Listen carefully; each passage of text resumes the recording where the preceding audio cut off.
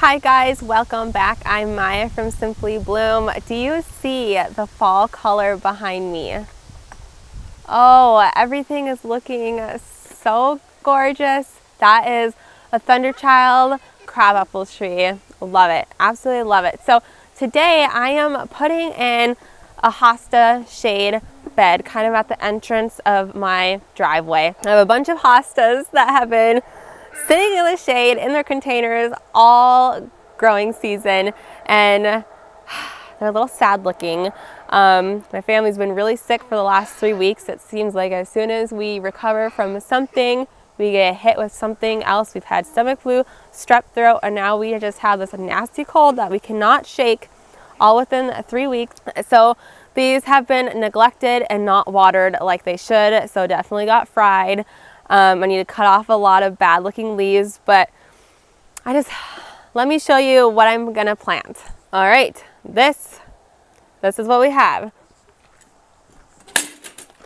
I do have one Astilbe. This spring, one of my Astilbes did not survive the cold winter we had last winter, and I was gonna replace it this spring, never got to it. So Astilbes like lots of water. This one obviously is lacking water the last several weeks, but this is a false Spirea Astilbe. There's several different colors going on in the picture. I'm not entirely sure which color bloom this was, but lots of dead leaves that I need to prune off. This is hardy to 30 below, 12 to 36 height, 12 to 15 inch spacing. So like I said, this was actually for somewhere else in my garden, but the hostas got so huge this year, there's no room to plant this. So next year I'll be dividing those hostas and probably adding a different Astilbe in.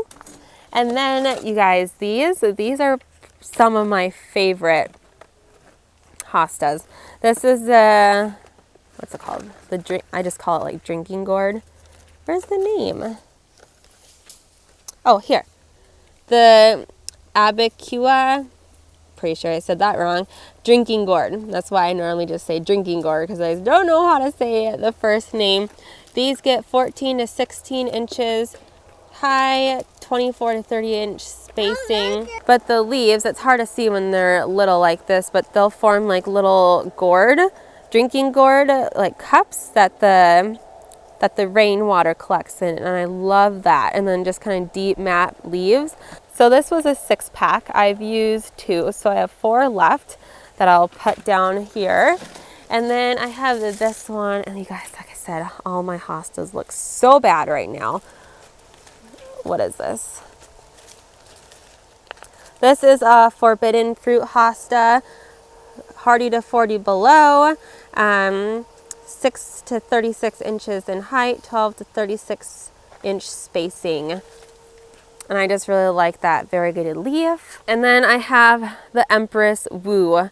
So this one is known for getting massive, 3 to 4 feet tall. And then you want to space these 60 inches apart, 5 feet apart. That's crazy. I'm so sorry. I don't know why my camera is not focusing. There we go. So 3 to 4 feet tall, spacing 60 inches wide, max 72 inches. That is insane. Hardy to zone 3 through 9. So that's a big one right there. And you can see the damage to the leaves just from, I think, dryness and then probably a little bit too much sun as well. Next I have 2 Empress Woos right there. And then I have 2, let's see, what is this one? Proven winners, that I know. Here we go. We have 2 Diamond Lake hostas from Proven Winners, and you can see there's still some blooms on this one. So it gets 17 inches tall, spacing 45 inches. So, you know, pretty big still, just not as big as that Empress Woo. And then I have, oh, this one looks so sad. I am so sorry. Another forbidden fruit. So I like the forbidden fruit. I feel like the leaves will pop really nicely next to the Empress Woo and Shadowland. You know, a little variegation. And then this is a, I never know how to say this one. Alcyon? I don't know. Hardy to zone 3, 40 below, spacing 6 to 36 inches high, and then 12 to 36 inches spacing. So, nice kind of medium-sized hosta. So, like I said, they're in rough shape, but let me kind of show you the vision of where I'm going to be placing these. All right, there's the hostas. There's my 2 helpers. If you saw the video earlier, I planted 6 of these Nishiki willows on either side of my driveway. There's 2, and then 2 right here. And then I have this big pine tree with another little tree. I'm not sure what that one is right there. I used to know my trees so well. So I think we're going to take that one out because it's just one, it's not doing well. It's getting choked out by the big pine. So underneath here, I was thinking of doing a shade bed right here, of planting the hostas. And then on this side as well. This side's going to be a little bit more tricky because we have some electrical lines running in through here. But I was thinking, I don't know if I'll do this side today, but I'll come in here, knock down, I have some like popples growing, weed whack the ferns down, and then we'll do like a nice little display of hostas here, and then hostas over here. And I am doing the no dig, no till method. That's what I've been doing all summer, and I have been loving it. It's been so nice to not have to remove the sod first. You just plant, and then you lay down a nice layer of cardboard that suppresses the grass and the weeds, and then you lay a thick layer of mulch on top. And then the cardboard will break down anywhere between the next 1 to 3 years, depending on how thick of cardboard layer you use, and then it's just good to go. Then it's just dirt and mulch left after the cardboard breaks down. So I'm just going to set you guys up and get to planting.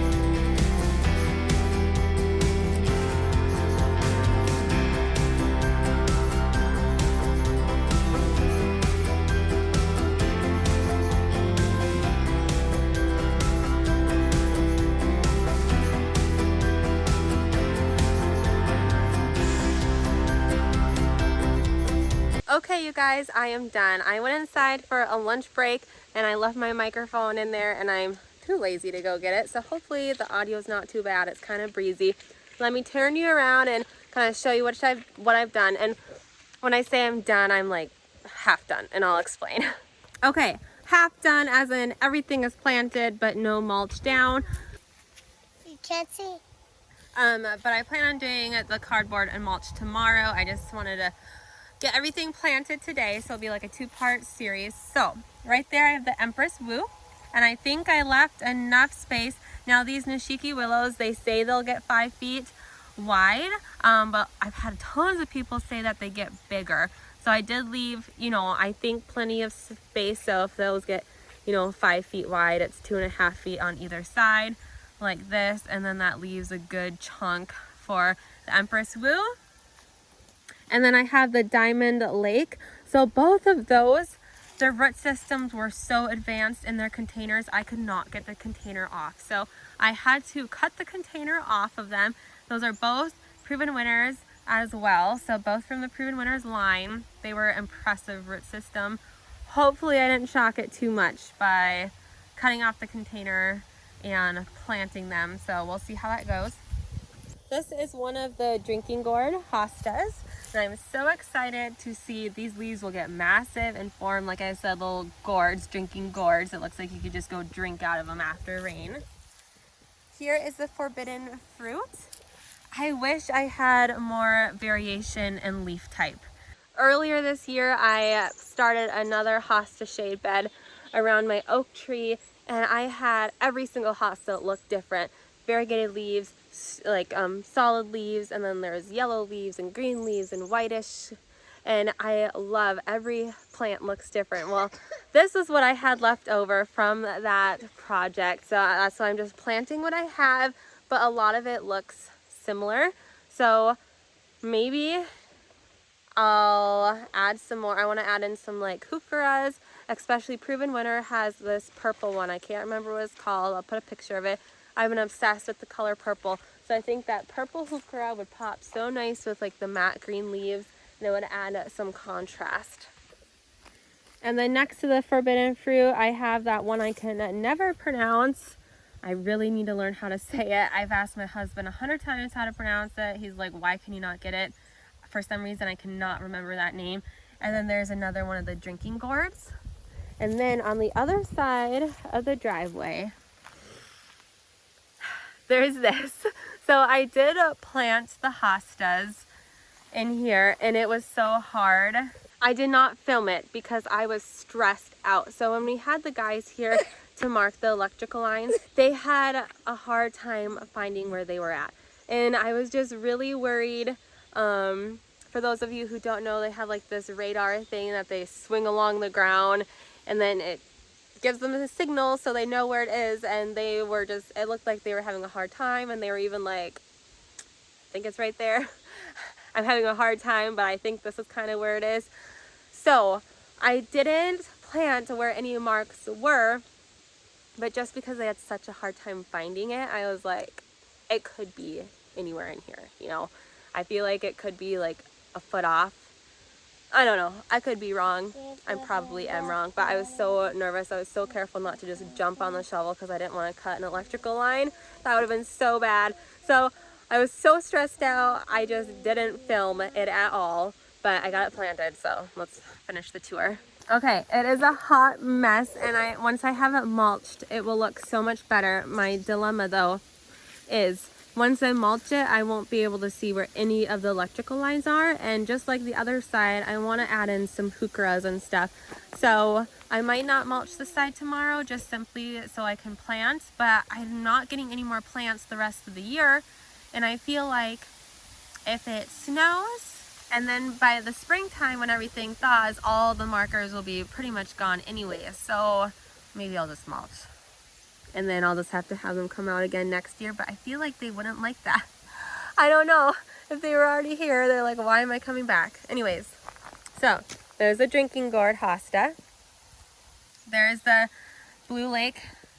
Did I call it Blue Lake? Diamond Lake. Dang it. I think I said Blue Lake over on the other side. It is Diamond Lake hosta.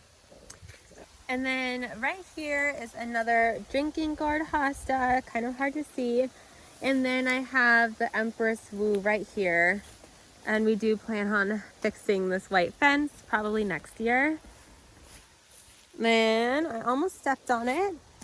Here is the Astilbe. So it'll be just a nice pop of color, something different amongst surrounded all by hostas. And then here is the forbidden fruit hosta. And look at that maple or oak leaf. That is gorgeous. Okay, you guys, I'm standing in front of my other favorite tree. This is a red Splendor flowering crab. It gets beautiful in the fall, and it doesn't drop its fruit. It will hold on to these fruit all winter long, and then normally the birds clean them up before spring. So that is it. Thank you so much for watching. Please subscribe and follow along so you don't miss the part 2 of the series. I'll be getting that out next. I plan on mulching tomorrow, and it will look so much better. Oh, I'm so excited. So again, thank you so much for following along, and I'll see you next time. Bye.